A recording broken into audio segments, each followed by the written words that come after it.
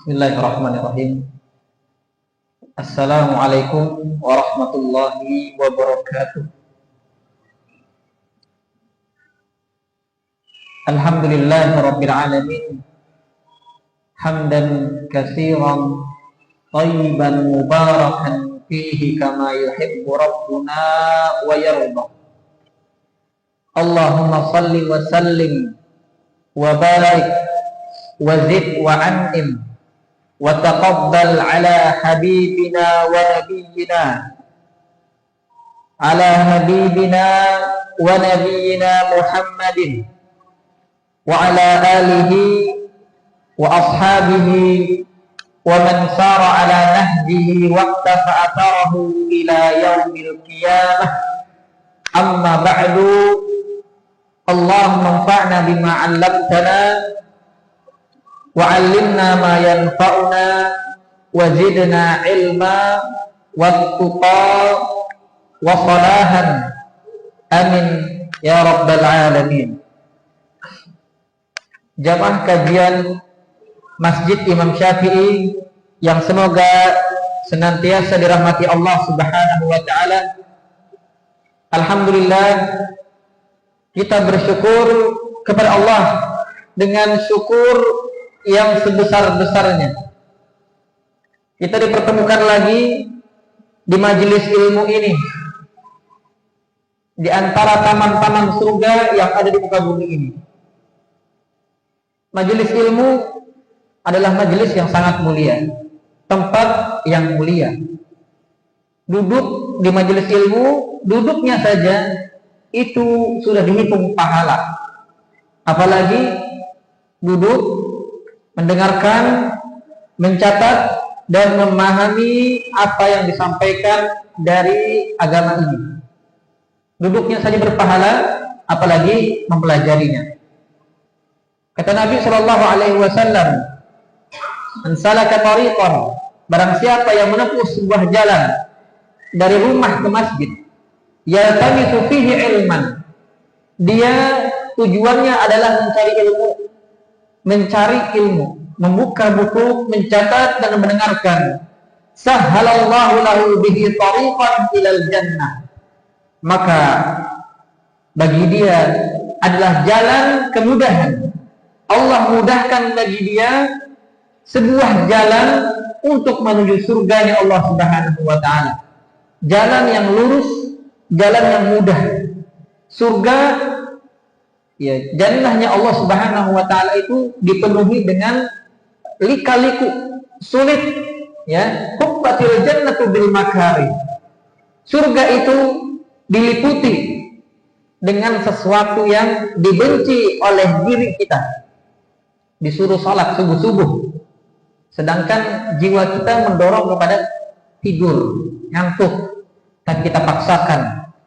Innan nafsa la'ammaratun bisu. Jiwa itu cenderung kepada keburukan, dia cenderung menggiring kepada keburukan. Ya, hubbatil jannatu bil makari. Surga itu diliputi dengan sesuatu yang dibenci oleh kita. Duduk belajar, ini bukan hal yang enak, bukan hal yang enak.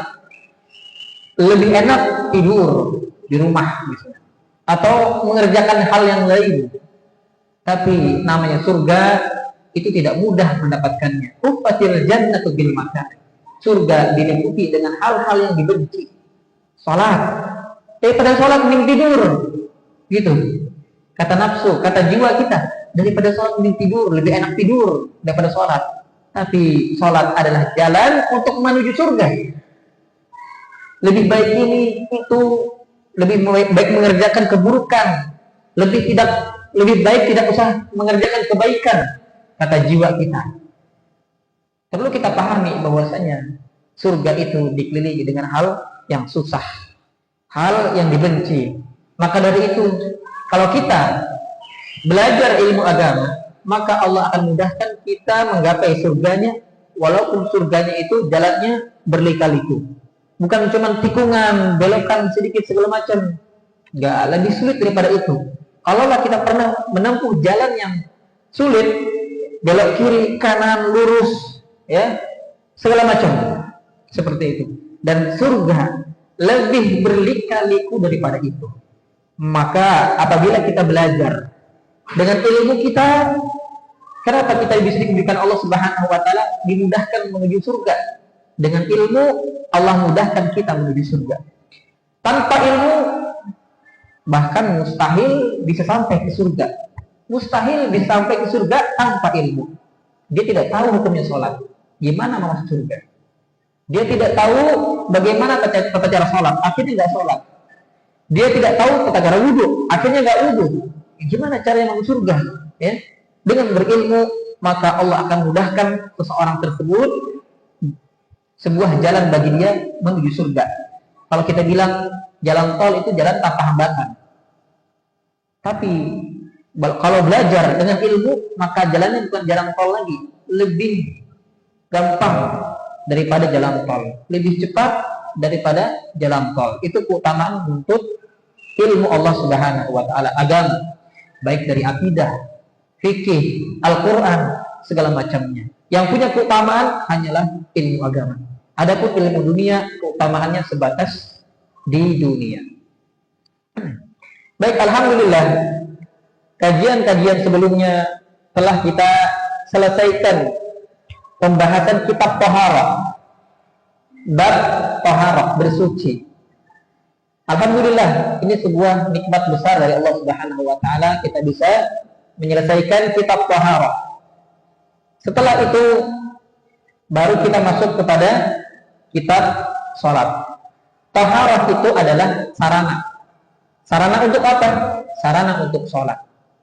Ada sebuah kaidah yang mengatakan ma la yatimul wajibu illa bihi fa huwa wajib.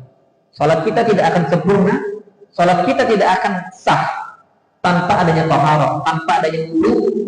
Maka mempelajari wudu itu hukumnya menjadi wajib juga. Salat wajib, maka mempelajari wudu juga wajib, karena salatnya tidak akan sah apabila tanpa berwudu. Tentang salat ini, salat adalah ibadah yang sangat agung, ibadah yang sangat mulia. Bahkan Allah Subhanahu wa taala memerintahkan tentang salat ini langsung tanpa perantara Jibril alaihi salam. Langsung ketika malam Isra dan Mi'raj. Allah perintahkan langsung, yang awalnya 50 waktu kemudian dipangkas menjadi 5 waktu. Dan kita akan mempelajari fikih salat ini dari awal sampai akhir secara detail insyaallah taala.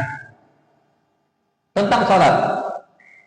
Adapun dalam kitab Matan Ghairut Takrib, kitab kita ini yang di hadapan Bapak-bapak sekalian, ini berkaitan tentang waktunya, mawaqitu as-shalah, waktu salat. Tapi sebelum memasuki pembahasan waktu salat, saya akan membahas beberapa hal tentang salat, ya, muqaddimah atau pengantar tentang salat. Yang pertama, salat, apa itu salat? Yang kedua, hukum salat. Yang ketiga adalah siapa yang wajib salat. Kemudian seterusnya baru masuk kepada waktu salat. Baik, yang pertama tentang salat, tidak ada di materi di situ. Saya tambahkan secara pribadi. Pembahasan kita adalah salat.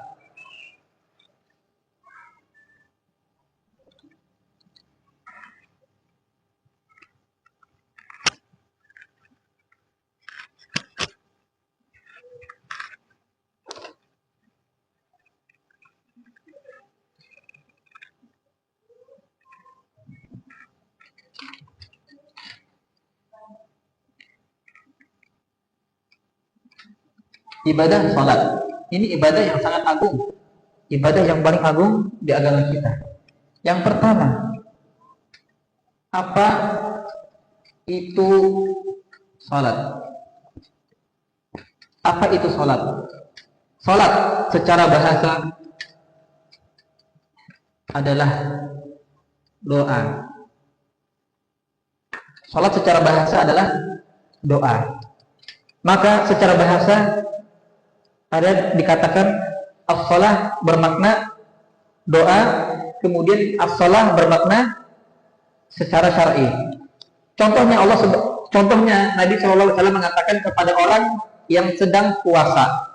Orang yang sedang puasa wajib dan diundang ke sebuah acara walimah. Dia sedang berpuasa, puasa qada misalkan itu wajib hukumnya, puasa nazar itu wajib hukumnya, dan dia sedang diundang ke acara walimah. Dia datang tapi nggak makan. Beda kalau dia puasa sunnah. Kalau dia puasa sunnah, dia harus membatalkan puasanya. Kemudian dipanggil orang yang sedang puasa qada ini ketika sedang walimah.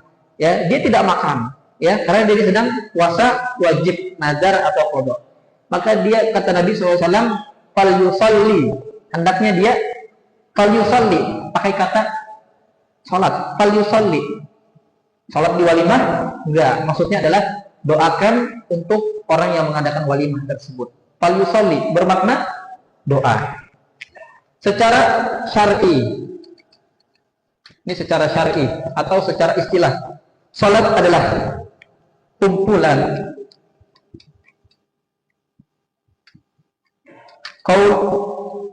kumpulan perkataan, aqwalun, perkataan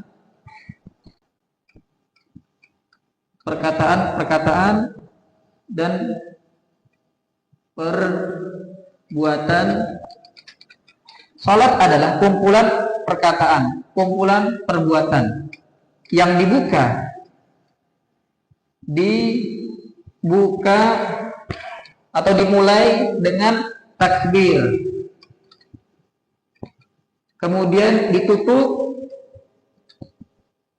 dengan salam. Ini pengertian salat. Dari sini saya akan jelaskan beberapa hal berkaitan tentang pengertian salat secara syar'i. Salat secara syar'i yaitu adalah kumpulan perkataan. Perkataan apa? Ini berkaitan tentang rukun, baik rukun qauli, ya, rukun qauli atau sunnah qauli. Contohnya adalah perkataan Allahu Akbar. Ini perkataan. Kemudian membaca doa istiftah. Kemudian membaca Al-Fatihah. Itu perkataan semua. Alhamdulillahirabbil alamin. Kemudian membaca surah. Kemudian baca doa ruku, subhanallahil azim. Itu perkataan semua, kumpulan dari perkataan. Dan perkataannya sudah ditetapkan sama syariat. Selain perkataan itu nggak boleh. Maka ketika sholat berbicara hukumnya haram dan membatalkan sholatnya. Kata Nabi SAW, inna fis sholati la syughla. Sholat itu punya kesibukan sendiri. Sholat itu punya kesibukan sendiri. Kesibukannya apa?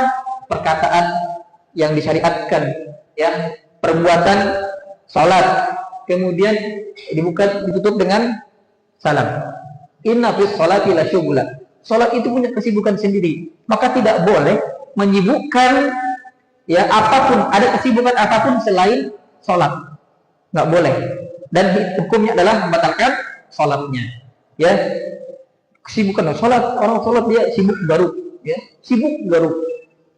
Nah, ini kesibukan bukan kesibukan dari sholat, ya. Kalau cuman karena harus digaruk gitu, ya, garuk pelan-pelan dengan tumakninah garuknya, ya. Kalau tidak batal sholatnya.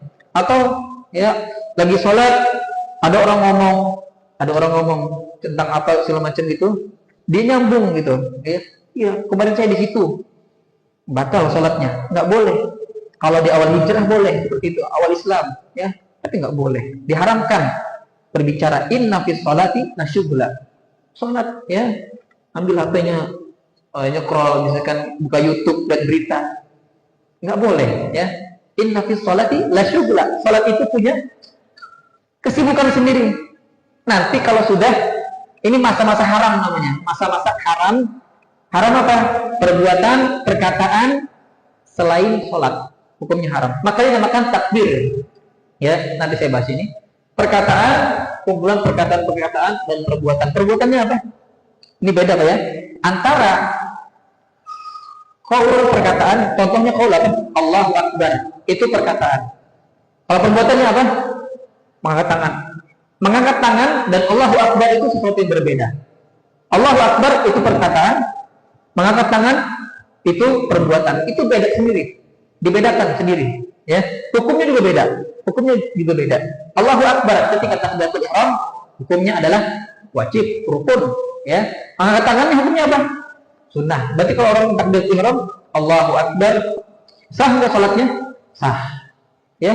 Ini sunnah hukumnya. Tapi Allahu Akbar ketika takbiratul ihram itu hukumnya adalah rukun, wajib dikerjakan. Kalau nggak dikerjakan, nggak sah. Kumpulan perkataan, ya, yang disyariatkan tentunya, dan perbuatan yang disyariatkan. Ini perbuatannya. Saya nggak akan berbicara karena bukan pembahasannya dari perkataannya. Ini perbuatan semua, ya. Tasyahud awal, tasyahud akhir, salam, itu perbuatan. Jadi salat itu kumpulan perkataan dan perbuatan. Yang dibuka, dibuka.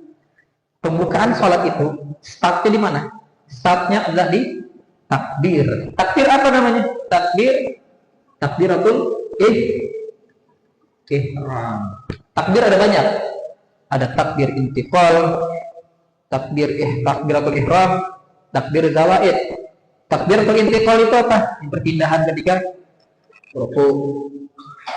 Sami Allahu liman hamidah, ya. Takbir Allahu Akbar, Sami Allahu liman hamidah, Allahu Akbar, itu namanya takbir intiqal. Takbiratul ihram yang pertama, yang di awal. Ketika start mulai salatnya. Allahu Akbar, Allahu Akbar. Ini dua angkat, ya. Ucapan dan perbuatan. Allahu Akbar.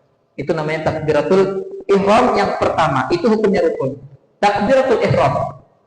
Kenapa dinamakan takbiratul ihram? Karena takbir ini mengharamkan. Ihram artinya pengharaman. Mengharamkan segala perbuatan, perkataan, kesibukan apapun selain sholat, hukumnya adalah haram, diharamkan. Ketika dikerjakan, ya, pengharam ini, maka batal sholatnya. Seperti itu. Maka dinamakan takbiratul ihram, takbir zawaid, takbir tambahan ketika sholat Idul Adha dan Idul Fitri. 7, ya, 5 tambahan namanya itu. Dan hukumnya adalah sunnah. Jadi kalau ketinggalan takbir zawaid, nggak perlu sujud sahwi, karena itu hukumnya adalah sunnah. Ribut, imamnya ketinggalan takbir zawaid, ya. Salat Idul Fitri, imamnya ketinggalan takbir zawaid, jamaahnya ribut, ya. Hukumnya salatnya gimana? Hukum salatnya adalah sah, ya. Hukum salatnya sah, karena takbir zawaid tambahan, ya, itu hukumnya adalah sunnah. Baik, diawali dengan dibuka dengan takbir, dibuka, startnya takbir. Kemudian setelah itu baca istiftahnya hukumnya apa? Kemudian baca bismillah hukumnya apa? Baca al-fatihah hukumnya apa? Baca surah hukumnya apa? Ya, kemudian ruku hukumnya apa? I'tidal hukumnya apa? Sujud hukumnya apa? Kita bahas sampai salam. Sampai salam. Ditutup dengan salam. Taslim, ya, nama saya. Ditutup dengan salam. Salam yang menutup, salam pertama hukumnya adalah rukun. Assalamualaikum, salam yang kedua hukumnya adalah sunnah. Jadi setelah salam, maka setelah itu halal, ya. Yang tadi haram, maka sudah halal di situ. Sudah halal. Boleh berbicara, boleh. Apa segala macam boleh, tapi ada dianjurkan adalah berzikir. Ini adalah pengertian salat secara syar'i. Berarti kita lihat perkataan nawaitu an usalliya salat al-maghrib. Apakah itu bagian dari salat? Bukan. Kenapa? Karena dia di sebelum takbir. Ya kan? Nawaitu dibaca melapaskan niatnya, itu bukan bagian dari salat. Tapi ketika dia sudah takbir, Allahu Akbar, itu namanya di situ mulai sholat, ya.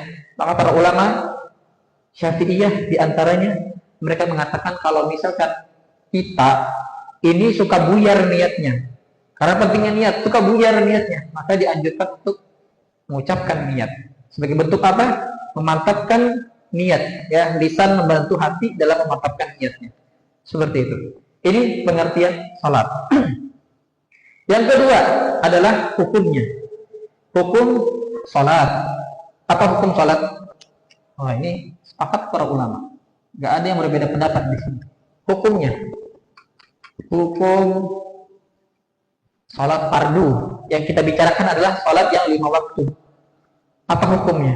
Kalau sholat sunnah jelas, hukumnya adalah sunnah. Dan sunnah itu dibagi dua. Ada yang sunnah muakkadah, sunnah yang sangat ditekankan, dan sunnah yang tidak ditekankan. Gitu. Baik, hukumnya adalah wajib per orang. Kalau bahasa Arabnya fardu ain, bahasa fikihnya fardu ain. Wajib perorangan. Hukumnya adalah wajib perorangan. Apa itu wajib? Wajib itu kalau dikerjakan berpahala, kalau ditinggalkan berdosa. Dosanya dosa apa? Tergantung ibadahnya. Salat adalah ibadah yang besar. Artinya kalau meninggalkan dosanya besar, kalau mengerjakannya pahalanya besar. Ya. Hukumnya adalah wajib perorangan. Bagi siapa? Nanti disebutkan bagi siapa saja. Ya, salat itu wajib disebutkan. Hukumnya adalah wajib perorangan. Dalilnya apa? Dalilnya banyak sekali di Al-Quran dan hadis Nabi Shallallahu Alaihi Wasallam. Allah mengatakan dalam surah Al-Baqarah, wa aqimus salata wa atuz zakah. Wa aqimus salat, dirikanlah salat. Ini pakai kata perintah. Dirikanlah salat. Perintah itu dalam ilmu usul fiqh, dalam kata para ulama, perintah itu menunjukkan hal yang diperintahkan adalah wajib. Wa aqimus salat, dirikanlah salat. Kemudian kata Nabi Shallallahu Alaihi Wasallam, al-ahdu bainana wa bainahum as-salah. Al-ahdu bainana wa bainahum as-salah. Perjanjian antara kami, seorang muslim dengan orang kafir. Perjanjiannya apa? Perjanjiannya as-salah, adalah salat. Yang membedakan antara orang muslim dengan orang kafir adalah salat. Faman tarakaha faqad kafara. Barang siapa yang meninggalkan salat, kata Nabi sallallahu alaihi wasallam, faqad kafar, maka dia telah kafir. Ini berkata bukan saya, tapi yang berkata adalah junjungan kita, Nabi kita sallallahu alaihi wasallam. Dia mengatakan faman tarakaha faqad kafar. Barang siapa yang meninggalkannya, maka dia telah kafir. Tapi sebentar dulu, kafir di sini maksudnya apa? Ya. Hukum meninggalkan salat. Hukum meninggalkan salat itu tidak langsung kafir, tidak langsung kafir, ya, tidak boleh. Orang misalnya nggak salat, nggak salat maghrib tadi, oh kafir, nggak boleh. Kita lihat dulu, apa sebab dia meninggalkan salat, ya. Hukum meninggalkannya, hukum. Oh, ini di sini nih. Kan hukumnya wajib, berarti di sini. Hukum meninggalkan salat.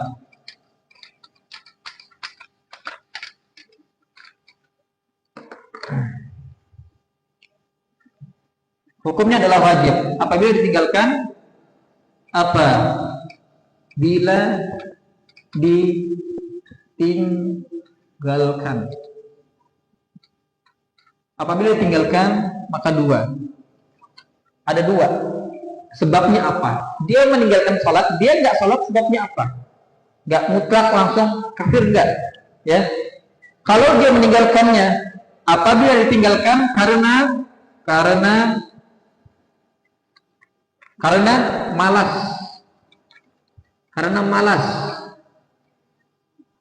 dan ia meyakini salat adalah wajib,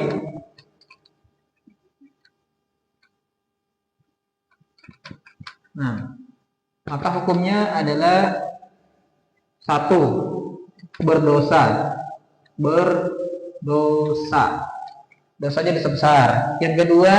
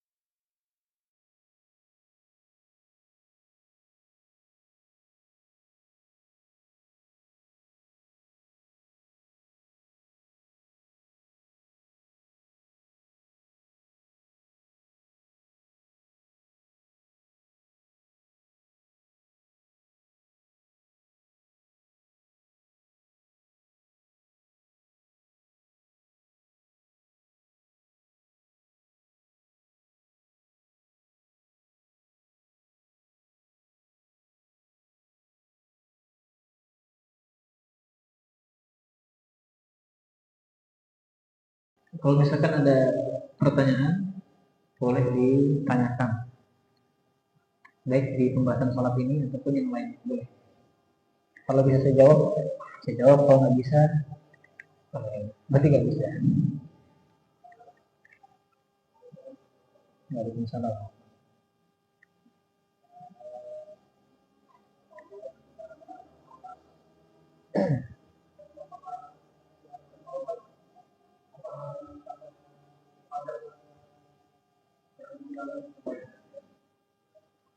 Ya, pertanyaannya, kalau ditinggalkan karena malas, banyak ketinggalan sholatnya. Kemudian ketika dia bertaubat karena termasuk itu dosa besar. Jadi dosa besar itu harus dengan taubat. Kalau dosa kecil bisa dengan amalan-amalan yang ada pelebur dosanya. Bertaubat dia. Pertama bertaubat. Yang kedua, apakah dia mengulangi sholatnya dengan cara mengqadha? Baik. Para ulama mengatakan, ya, di antaranya pendapatnya adalah wajib mengqadha sholatnya. Wajib mengqadha sholatnya yang telah dia tinggal. Karena itu adalah sholat yang wajib buat dia dan dia tidak ada penghalang ketika meninggalkannya. Maka wajib bagi dia untuk mengqadha. Kalau masih bisa diqadha. Kalau misalkan 20 tahun nggak sholat, ya, 20 tahun nggak sholat. Kalau qadha itu, kalau diqadha, ya, setiap hari sholat itu berapa tahun? Ya.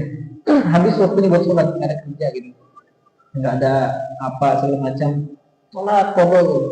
Kalau misalkan masih bisa diqadha, mungkin ya setahun itu masih mungkin lah. Kalau sudah sampai kepada derajat memberatkan, maka tidak ada kewajiban untuk mengqadha.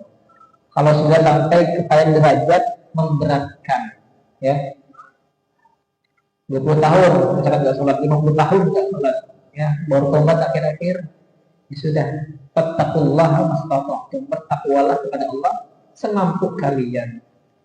Itu kalau sudah sampai derajat memberatkan maka tidak wajib. Tapi kalau misalkan sebulan nggak sholat, ya, atau 3 bulan, 6 bulan, tahun, masih mungkin dihitung berapa kali sholat itu ketinggalan. Ya, diqadha, silahkan diqadha. Ada juga para ulama yang mengatakan tidak perlu diqadha. Yang penting tidak bermudah-mudah, ya, pertama dia taubat karena ya, taubat dengan taubat nasuha. Baik, itu Pak ya. Kalau memberatkan tidak usah. Ya, agama Islam agama yang mudah. Ad-dinu yusrun, agama itu mudah, agama Islam itu mudah. Kalau misalkan begini Pak ya, ada seorang laki-laki yang meninggalkan sholat, kemudian dia mau bertaubat, tapi dia bertanya apakah wajib mengqadha? Ya, iya wajib mengqadha misalkan. Kalau misalkan kita pakai pendapat ini, wajib mengqadha, dihitung dia ketinggalan sholat itu setahun gitu. Mending saya nggak usah taubat, ya, nggak jadi taubat gitu. Nggak usah lah, nanti ya taubatnya. Kalau yang seperti itu, ya, orang yang berpotensi bakal nggak jadi taubat gara-gara dihadapkan dengan, ya, tentang qadha tadi, maka tidak usah diqadha. Yang penting dia bertaubat, ya. Adapun kalau misalkan orang tersebut, ya, dia berhati-hati dalam masalah itu, ya, silahkan dipaparkan kepada dia tentang qadha. Kalau masih memungkinkan, kalau sulit tidak usah. Seperti itu. Itu ada pendapat ulama yang seperti itu. Ada yang mengatakan wajib qadha, ada yang mengatakan tidak usah diqadha. Syafi'i diantaranya mewajibkan qadha. Kalau dia muslim, beda kalau orang dia kafir, baru masuk Islam, ya, masuk Islam di umur 40 tahun. Berarti selama sebelum dari dia balik sampai usia 40 tahun nggak sholat. Apakah dia wajib qadha? Nggak wajib kalau itu.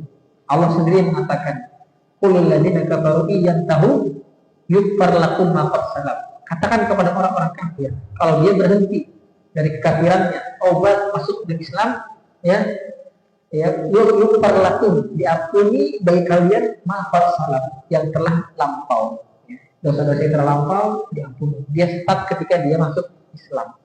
Permasalahannya adalah orang Muslim tahu hukum sholat, tidak berhalangan untuk sholat, tapi meninggalkan sholat. Nah, tadi jawabannya ada dua. Kalau pengen hati-hati, silahkan dikodok. Kalau pengen, ya ambil pendapat yang lebih ringan, tidak ada kodok.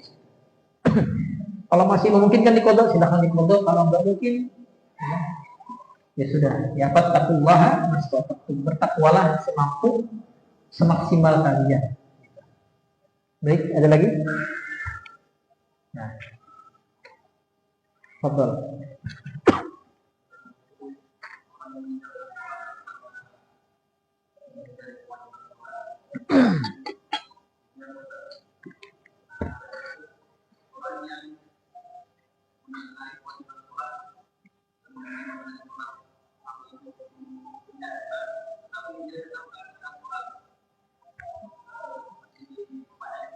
Ya.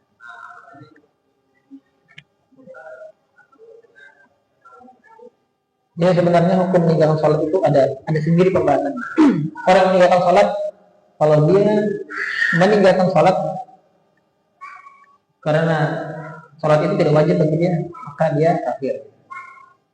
Pertanyaan beliau tadi adalah dia meyakini sholat itu nggak wajib, alias sunnah gitu. Tapi dikerjakan sama dia, tetap dikerjakan sama dia, rutin sholat, tapi dia mengatakan sunnah. Apakah dia dianggap sebagai orang kafir? Jawabannya adalah dia dianggap sebagai orang kafir. Karena apa? Karena Islam itu iman, beriman. Apa iman? Pembenaran, berkeyakinan. Itu pentingnya belajar akidah dan dikorelasikan dengan fikih. Tentang wajib sholat, kita mengimani sholat itu wajib. Iman kita sholat itu wajib. Ya, sholat itu hukumnya adalah wajib. Allah katakan wajib, maka kita imani itu wajib. Kalau Allah katakan wajib, kita imani sunnah, walaupun kita kerjakan tetap dia sebagai seorang murtad yang keluar dari Islam karena akidahnya, keyakinan dia. Seperti itu. Ya. Jadi bukan Islam itu fikih, itu amaliyahnya. Adapun masalah dia meyakini wajib atau sunnah itu masalah akidah dia. Berarti ya, ada yang salah dengan keyakinan dia. Maka dari itu akidah dengan fikih itu saling bererat, saling berhubungan. Contohnya dalam masalah keyakinan. Ya, walaupun dia meyakini, dia mengatakan sholat itu sunnah, sholat fardu itu 5 waktu itu adalah sunnah. Walaupun dikerjakan sama dia, tetap dia sebagai seorang kafir. Karena dia telah menganggap sunnah apa yang telah Allah wajibkan. Jelas itu hukumnya. Baik, sampai sini. Maka kita tutup dulu kajian kita sampai sini. Insya Allah kita lanjutkan pada pekan depan, ya, tentang waktu-waktu sholat 5 waktu. Subhanakallah bihamdika asyhadu an la ilaha illa anta astaghfiruka wa atubu ilaik. Assalamualaikum warahmatullahi wabarakatuh.